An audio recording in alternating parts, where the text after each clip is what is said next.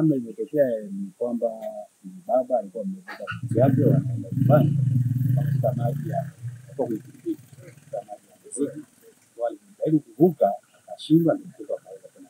Tunatuma vijana kwa ajili ya kwenda kwenye jitihada za kujaribu kama angalau tuokoa hata mwili.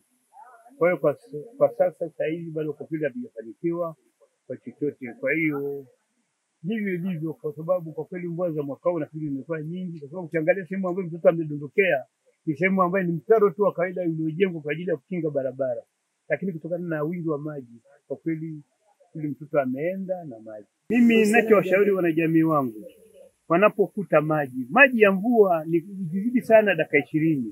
Kwa hiyo unapokuta maji yamefurika barabarani, bora usubiri hata dakika 5, dakika 10 kwa sababu yatapungua. Yanapopungua utavuka, utafika tu.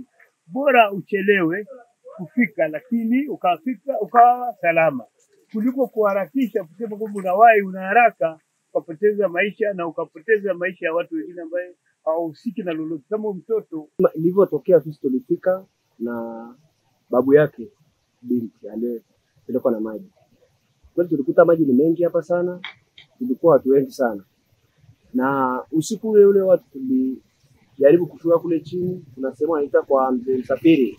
Tulifika mpaka kule kujua kama labda mtu ametupwa pembeni, lakini tulizunguka mpaka usiku saa 7 hatupata mwafaka wote.